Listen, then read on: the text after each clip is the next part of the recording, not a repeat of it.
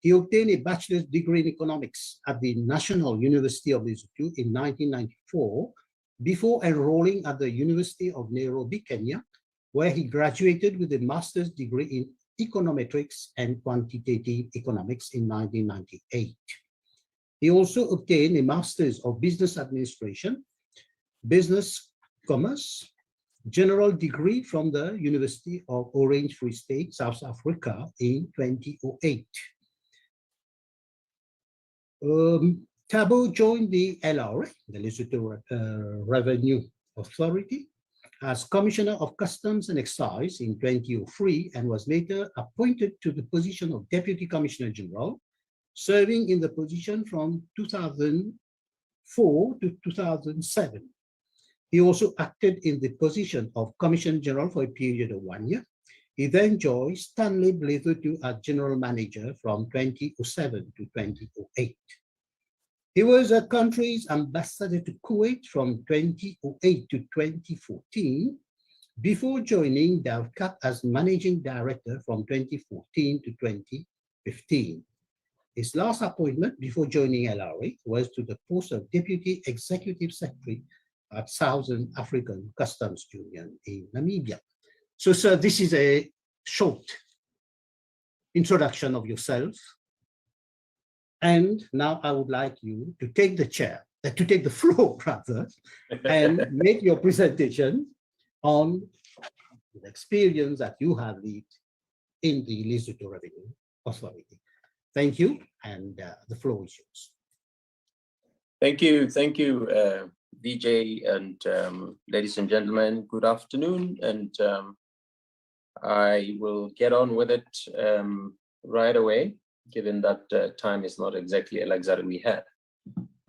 So I thought I would, I'll just share my screen just to make perhaps a presentation much more perhaps effective. Please do confirm if you can see my screen.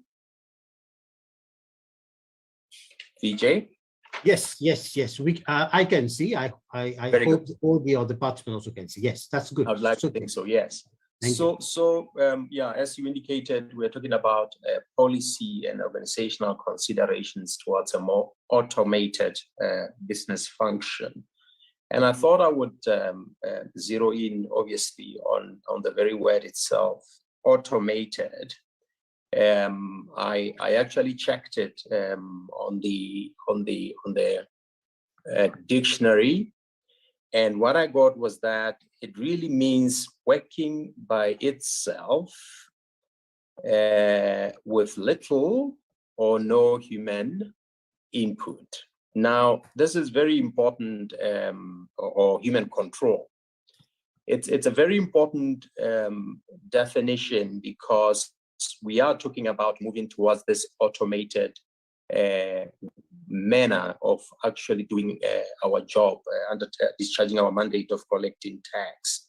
And to us as the Lesotho Revenue Authority, we see the issue of automation or digitization as a deep strategic issue that really is underpinned by this very word automated or automation.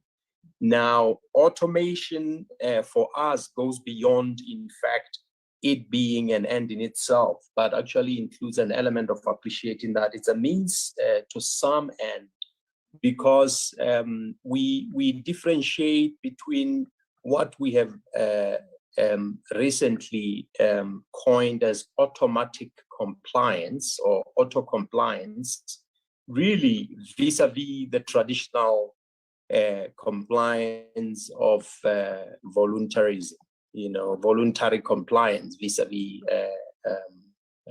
automatic compliance. And lately what we are emphasizing is strategically, we are aiming at achieving automatic compliance. And we believe automatic compliance is actually a higher standard than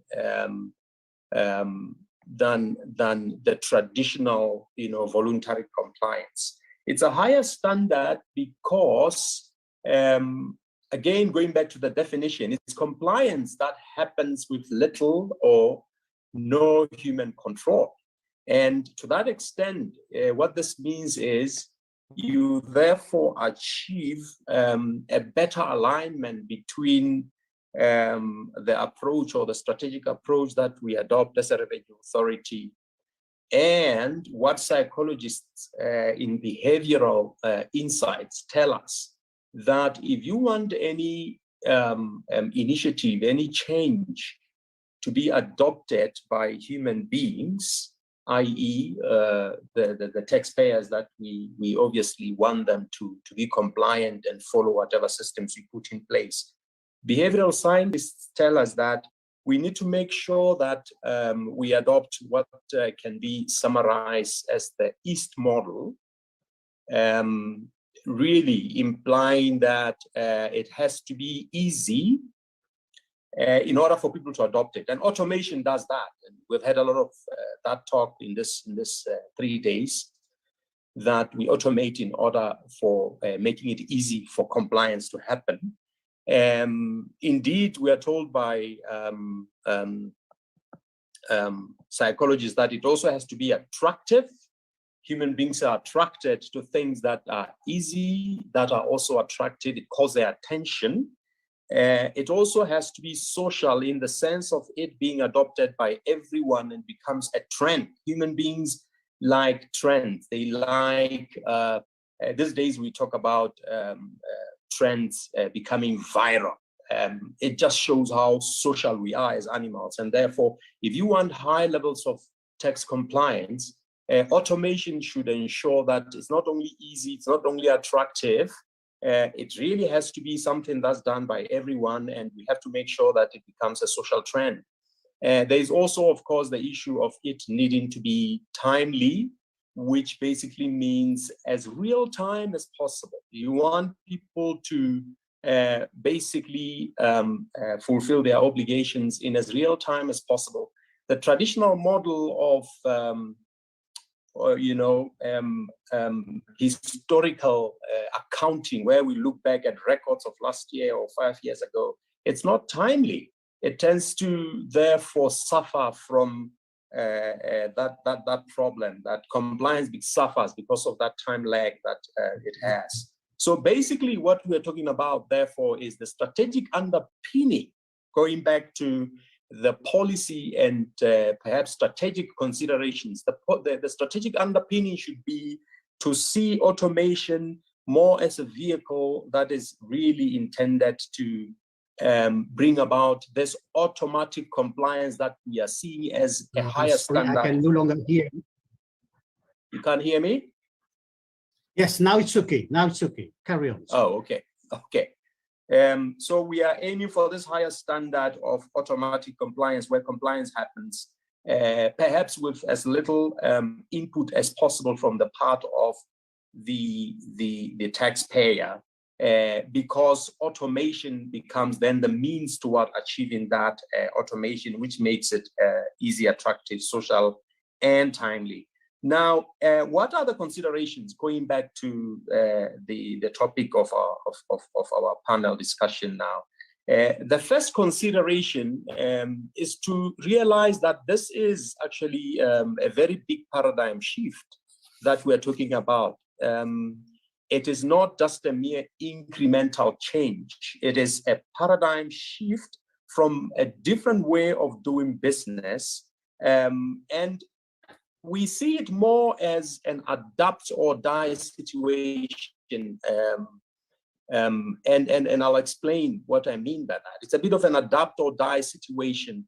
There is no choice, basically, for us. We need to adapt. It's a global trend. It is happening. Yesterday, we did hear very insightful presentations alluding to the fact that the very businesses and individuals that we are mandated to tax are sophisticated. They have adopted these automated systems.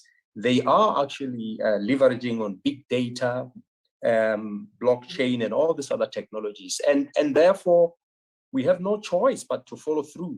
And I think what's important with that thinking is to then realize that automation is not so much of an advantage as, in fact, a hygiene factor. We need it. It's not a matter of saying, if I have it, then I have an advantage. It's a matter of saying you either have it or you're just going to remain behind. So it's really not a choice. It's really not something very clever that we need to do to be ahead of the game. In fact, it's something we need to do as a revenue authority to catch up, because we are actually behind the curve.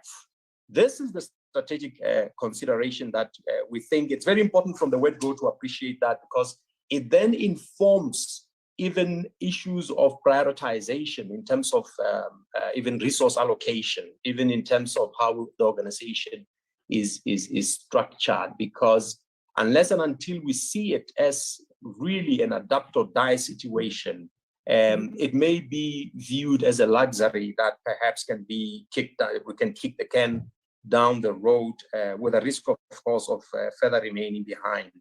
Now, I couldn't resist sharing a lesson that or at least I'm reading that I've just been doing as part of this, strategic thinking.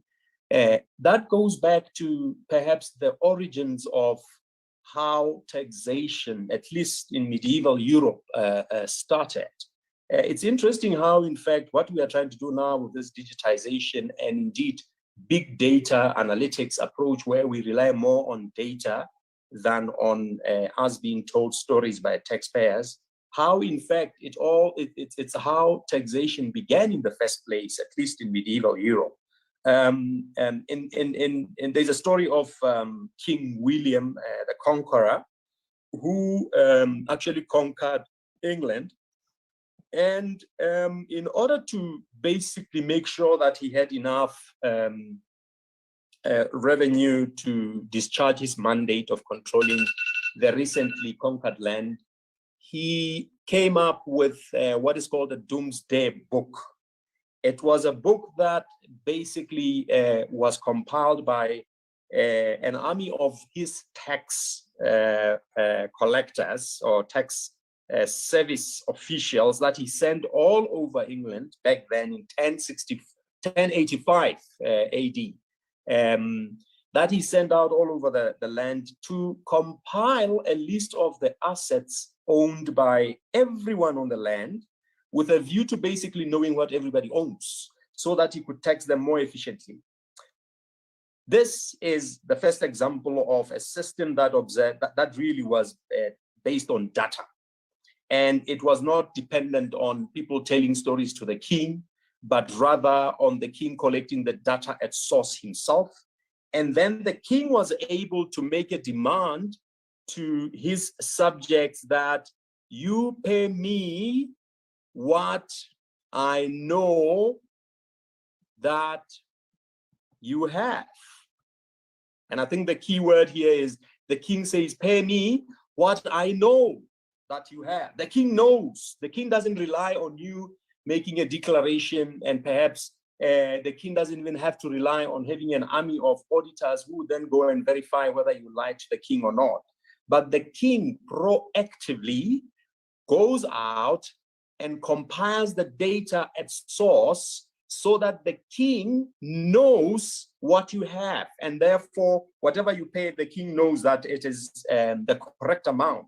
So this is a very key lesson that really indicates how digitization, at least how we view it within the context of the Lesotho Revenue Authority. We are adopting digitization, but we really are looking at it as a means to an end, because our focus is more on big data. We are trying to leverage big data, which again is about collecting it from within our own systems and warehousing it more efficiently. It's about third-party collection of the same data and harnessing that data to generate insights that would, in fact, lead us to getting pre-populated returns, where we actually present a return to the taxpayer rather than the taxpayer submitting a return. This is a big focus of our digitization journey, pre-population of returns. And we actually have a project focused on this. It has many elements, of course. Part of it is to make sure that we restructure the organization in order to make sure that there is structure alignment to strategy. That's what we call our restructuring exercise, the project, at least a SaaS project. We are restructuring the organization. We're changing our business model. We have beefed up our IT resources to make sure that it's adapt and is actually up to scratch in terms of discharging its mandate. These are the underpinnings in terms of our thinking, which informs our strategy. I'll just conclude by sharing in these just 5 slides what then the strategy that we have adopted boils down to. So our strategic approach is really made up of, it starts with the diagnosis, and then a guiding policy, and then a set of coherent actions that are going to be implemented in order to achieve the guiding policy. Now, going back to the logic of saying the strategy is a means to an end, we have outcomes that we seek to achieve. We want to improve revenue collection. And then you see, once again, that issue of automatic compliance becoming a key issue as part of what we want to achieve. We want to improve quality of service because we believe it underpins everything that we do also. But more importantly, we can do all these as long as the cost of collection of doing it is too high, then it's all for naught. So these are the outcomes, the end game for us of digitization. Digitization should deliver this. It is not an end in itself. And therefore, if it were to fail to achieve these 4 outcomes, then it would not have been a success. The guiding policy that emerged really is one that says we want to build automatic compliance by harnessing strategic partnerships and developing business acumen. Now, key is, there it goes. Automatic compliance becomes a very, very important part of our guiding policy as an organization.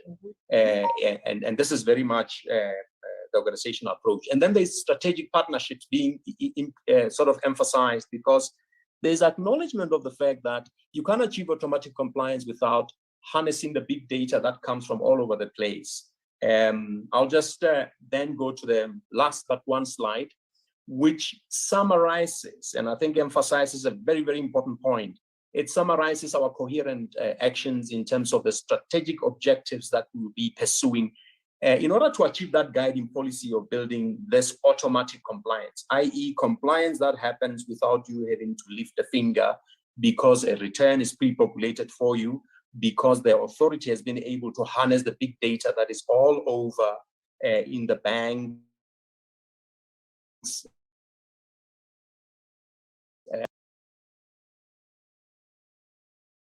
in the land administration authority, and within the government system itself in the treasury.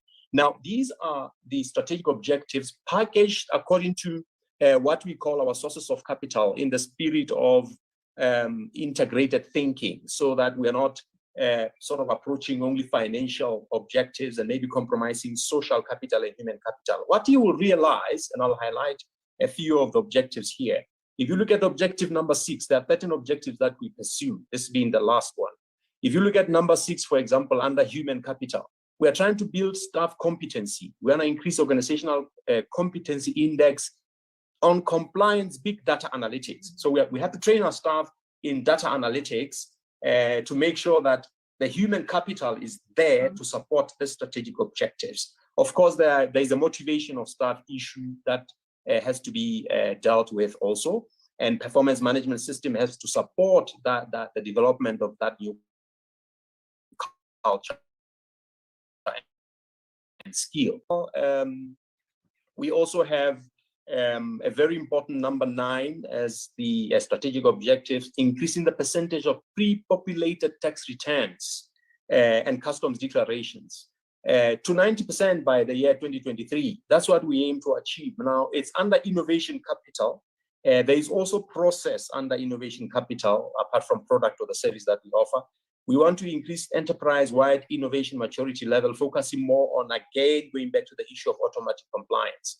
What you realize is throughout our strategic objectives, all 13 of them, there's a very, very heavy emphasis on this issue of automatic compliance, because that is what we say we aim to achieve as an organization. So This is an area I thought I would focus on, the strategic underpinning and the policy underpinning the entire strategy towards making sure that we don't just do automation as an end in itself, but rather we do it in order to achieve this automatic compliance that would, at the end of the day, achieve the objective of bringing about more collection, reduce cost of collection, good service, and so on and so forth. Thank you. Hello. Just in time, CG. Thank you so much. We are really short of time now, and I realize that. I know you have been rushing through all the slides. Thank you for sharing this PowerPoint presentation with all of us. So you have brought another dimension to this debate, and I'm glad you did that. And a number of things that have come up, but I believe our audience and our participants would make surely a request to ATAF to have some of those major points that you have highlighted.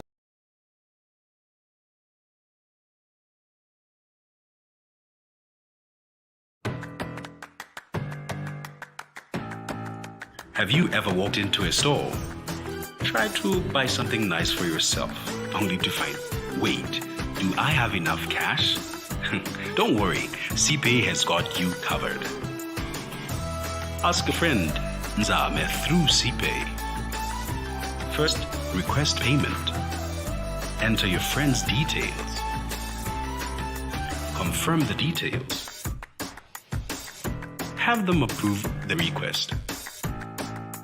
Then, proceed to make the payment for your purchase using the merchant code provided. Confirm the payment. Now, you are well on your way to enjoying your purchase.